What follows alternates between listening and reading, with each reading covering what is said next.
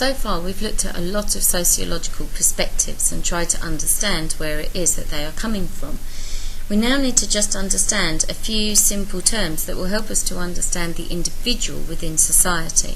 So our next section from page 30 onwards is values, norms, roles and status. Values. A value is a belief that something is good or valuable. It defines what is important, worthwhile and worth striving for. For example, in modern Britain, the value of individual achievement is highly regarded, while in many smaller scale societies, the importance of group solidarity is emphasised. Values imply that there are certain appropriate forms of action that ought to be taken. For example, life is precious, therefore it is wrong to kill anybody. Values change as times and circumstances alter. Child labour, for example, was considered quite acceptable in Britain until the mid-19th century, when opponents began to express their opinions publicly. Today, the thought of young children working in the mines and factories would be abhorrent to the population. Okay, so values are the things that are important to a society, and those will vary across societies, and those will vary across time. Norms. The word norm may cover many types of rules, including customs, conventions, social etiquette, morals and laws. The factor common to all of these is that social pressure in some form is exerted to increase the chances of conformity to the norm. Some norms appear trivial, such as those about appropriate dress at the theatre or the correct use of cutlery at formal dinners. Others may be deeply felt and serve as a basis for the moral order, such as those that forbid incest, treason or murder. The common link between them is that a person who fails to obey them in the appropriate situation will meet with punishment, disapproval or even exclusion from the group. So norms are the accepted way of doing something, the conventional way of doing something. Now some people go out of their way to break the norms of society, okay? And those are okay if those norms aren't hurting anybody else. So it may be that you dye your hair orange and come to school with it spiked up in a mohican, and you would be going against the norm of the school. Now you're not going to end up in prison for that, and you're not ruining anybody's life by doing that. But so, you know, norms have these various values added to them as well, levels of importance added to them. Roles. The values of the culture in which we live define the roles that we play and the pattern of behaviour that goes with those roles. Roles can be defined as a set of normative expectations. We all play many roles in the course of our life, sometimes even in the same day. Other people see us not as the unique individuals we perceive ourselves to be, but by the particular roles we are playing at that time. The relationships we form as a direct result of having a role are called a role set.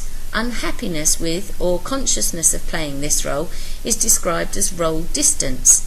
Social order is only possible because we understand that others are playing certain roles. Some roles are replicated throughout institutions, for example, teacher and student.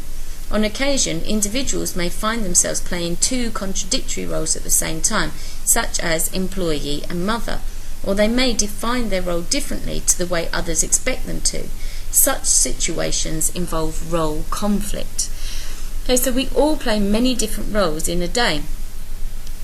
If I am described as a teacher, yes, that's true, I am a teacher, but I'm also lots of other things as well. Okay, I'm a mother, I'm a sister, I'm a daughter, and I may be different in the way that I act when I'm doing those things. If I'm a friend, then I may be behaving a different way. Now you can actually combine those roles. There's not a problem with them being joined together, but sometimes it can be really difficult for somebody to see you in a different role and a different light, therefore. And as a teacher, sometimes, you know, you're acting. You maybe have to tell a child off, but at that same point, you're actually thinking, that was a really clever thing that they did. But you can't say that because of the role that you are playing.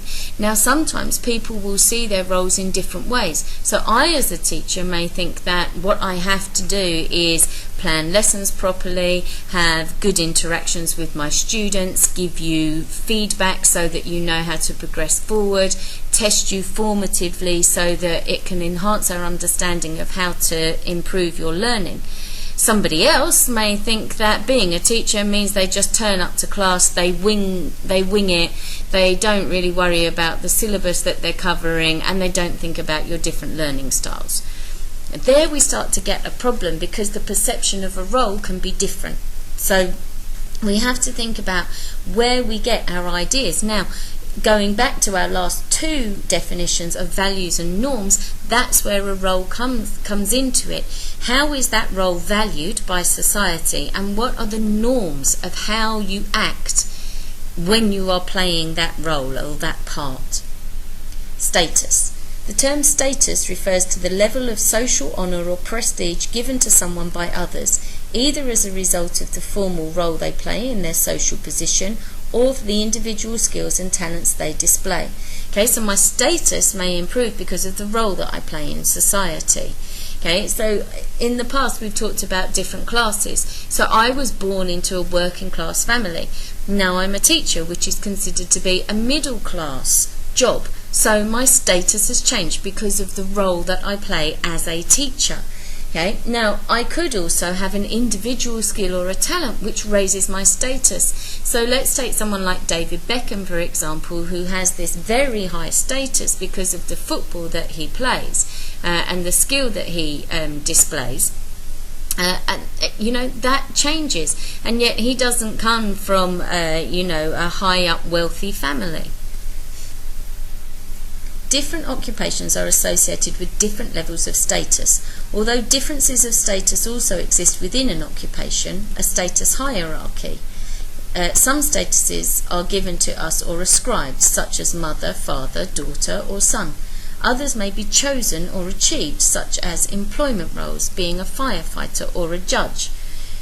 The status accorded a role is defined by the culture in which you live. The elderly, as a status group, for example, carry a lower status in Western than other societies. Taking on a new role that carries higher status than the previous role may lead to status dissonance if individuals find it difficult to play that role. Okay, so we have a hierarchy of status within our own school. Certain teachers are seen as being higher up in the ranking of the school, and therefore their status is regarded as different. Okay, and you will see that within all sorts of jobs. So that's a status hierarchy. Okay, and some people will find their role very difficult to play if suddenly their status is higher, and they find themselves having to tell other people what to do, or to be the person that is ultimately responsible when actions are taken.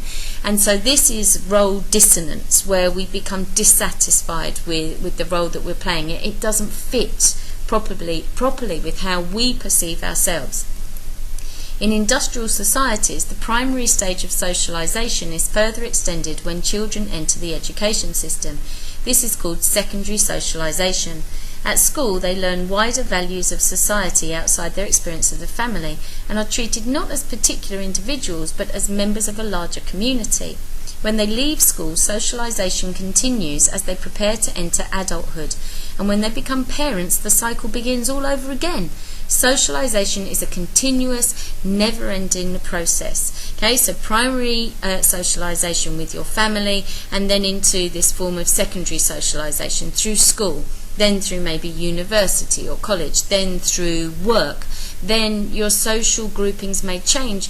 If you are married, you may then start to only mix with married couples because you want to do married coupley things. If you're single, then, again, you will mix with different groups of people, so different socialization patterns. Once you have children, that changes again. When you move into old age, once your children have left home, that pattern of socialization changes again. So it's this ongoing, never-ending process. Criticisms. This somewhat mechanical picture becomes far more complicated when attempts are made to operationalize these concepts, that is, to make them work in a meaningful way in the process of research. Over time, these terms have come to be hotly contested in such a way that the simple and one-dimensional definitions given above are no longer agreed upon by sociologists. The link between norms and values, for example, may not be as strong as first supposed. Some people may share a cultural desire to become closer to God, and this may be their sole reason for attending a place of worship. Others may go to please their family and friends or to maintain their social status. Just because people behave in the same way, it does not mean that their motives are the same. This may mean that it is not possible for sociologists to make generalizations about the motives behind behavior. Okay? So we might say that it's a value of this society that everybody goes to worship God in one form or another, okay? But some people may do it just because that's the accepted way to behave in society, and others may do it because they want a closer relationship to God. So we have to be really careful that because there is this norm, we don't actually know the reasoning behind it and the motives to go with it. Further questions have to be asked. Do people have a choice in playing their various roles? Exactly how does socialization happen? Can it be resisted? What are sociologists referring to when they describe the culture of a society? Does everyone really share the same values of the culture they live within? It may be the case, if we look carefully, that there is as much evidence of conflict around these values as there is consensus. Okay? So these are really valuable questions to ask. Okay? And we will discuss these in class. The clear implication of these questions is that there can be no one single view of culture and socialization. Rather, there are many. Taken to its extreme, there could be as many views as to what constitutes a culture as there are individuals living in that culture, as we cannot assume that everyone perceives the world around them in the same way. Sociologists can choose to don many different pairs of spectacles in their efforts to see something as complex as a society. As with other academic disciplines, as we have seen, there are many perspectives in sociology. So now we have our key terms, but what we have to remember is that there are still going to be a variety of ways of understanding these.